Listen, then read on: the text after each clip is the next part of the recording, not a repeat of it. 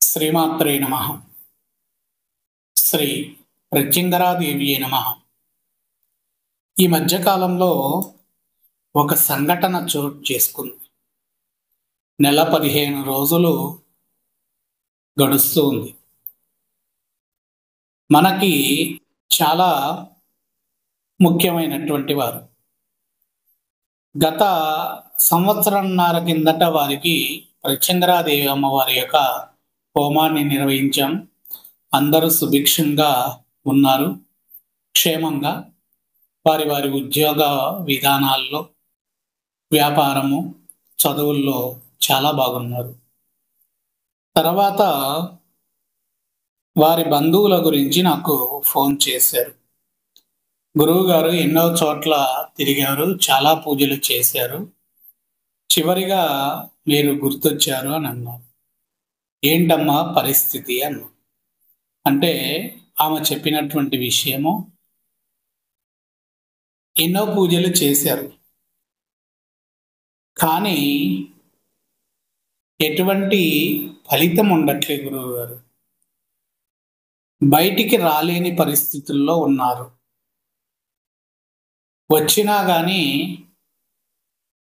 ఎక్కువసేపు ఉండలేకపోతున్నారు అని అంటే, ఏంటి అసలు ఏం జరిగింది అని నేను వివరంగా తెలుసుకుంటే, వాళ్ళు ఒక నూతన గృహము నిర్మాణం చేసుకున్నారు. ఆ నిర్మాణం చేసుకున్న తర్వాత ఆ ఇంట్లో గృహప్రవేశం చేసి వెళ్ళారు. వెళ్ళి చక్కగా ఒక నెల 15 రోజులు 2 నెలలు విశేషమైనటువంటి ఆనందంగా ఉన్నారు. తర్వాత వారికి ఉన్నటువంటి వాహనము ప్రమాదానికి గురైంది. కానీ మనిషికి ఇబ్బంది కాదు. శరీర భాగంలో అక్కడక్కడ దెబ్బలు తగిలి బయటపడ్డారు. ఆ తర్వాత ఆ మనిషిని అక్కడి నుండి హాస్పిటల్ నుంచి ఆ ఇంటికి తీసుకెళ్ళిన తర్వాత ఆ మనిషి కోలుకోవట్లేదు. అంటే మంచం మీద ఉండడం, ఆ ఇంట్లో వరకు నడవటం, మరలా బయటికి వెళ్ళిపోగానే తెలియకుండా పడిపోవడం జరుగుతుంది అని చెప్పారు. వారి యొక్క అనుమానం ఏంటి అని అంటే, చేతబడి జరిగింది, బాణావతి ఇంకేదేదో జరిగిందని చెప్తూ ఉన్నారు. చేతబడి, బాణావతి ఇవన్నీ తర్వాత విషయమ్మా. అసలైతే ముందు మనము ఇంటిని పరిశీలించి చూద్దాము. వాహనము ప్రమాదానికి గురైనటువంటి ప్రాంతాన్ని కూడా చూద్దాము అని చెప్పి వెళ్ళడం జరిగింది. వాహనము ప్రమాదానికి గురైన ప్రాంతాన్ని చూస్తే అక్కడ ఎటువంటి నెగటివ్ విధమైనటువంటి విధానము లేదు. అక్కడి నుంచి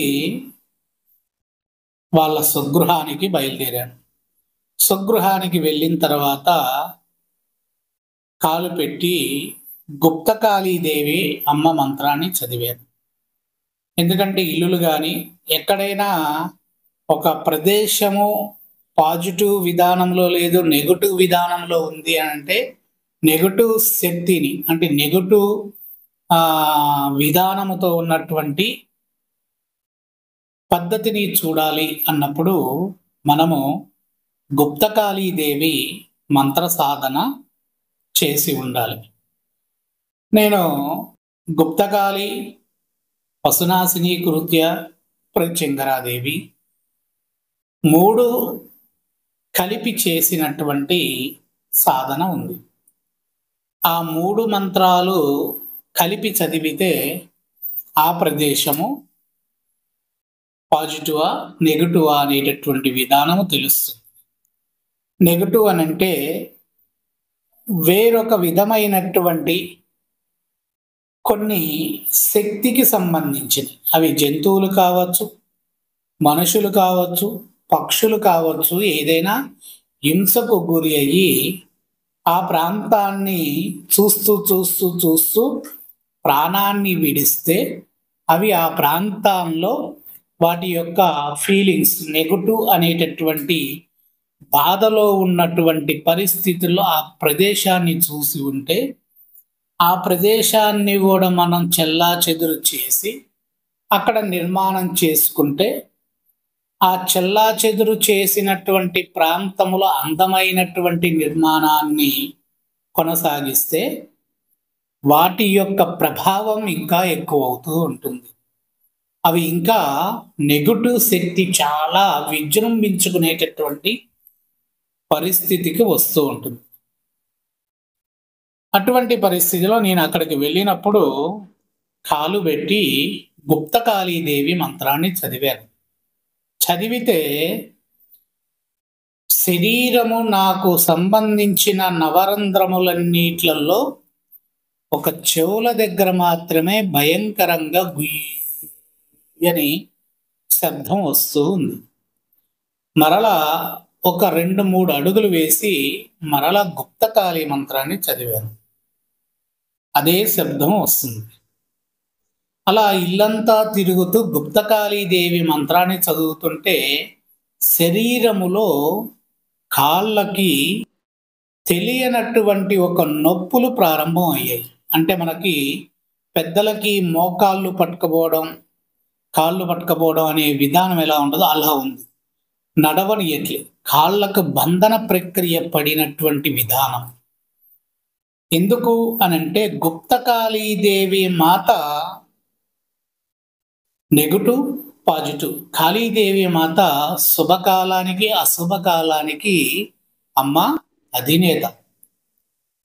అక్కడ చనిపోయిన పక్షులు కావచ్చు, జంతువులు కావచ్చు, సర్పాలు కావచ్చు, ఇంకేదైనా ఎవరైనా కావచ్చు, వాటి యొక్క బాధని చూసేది కాళీదేవి మాత చూస్తుంది. కాబట్టి వాటిని అమ్మ ఆపే విధముగా చేయలేదు. ఇక పశునాశిని కృత్య, పశువులు జంతువులు ఇంకేవైనా సరే, ఈ మానవులు తప్ప మిగిలినటువంటి జీవరాశులు ఏవైనా అనుకోకుండా అవి మరణించితే వాటి యొక్క శరీర ఆరాశక్తి నెగటివ్ విధముగా అక్కడ తిష్ట చేసుకొని ఉంటుంది. కాబట్టి పశునాశిని కృత్య యొక్క మంత్రాన్ని కూడా చదివారు, కానీ పని చేయలేదు. ఇక ఆఖరికి ప్రత్యంగరాదేవి మూల మంత్రాన్ని చదివిన తర్వాత బయటికి వచ్చా. ఆ ఇంట్లో నుంచి వచ్చిన తర్వాత వాళ్ళకు తెలియచేసా,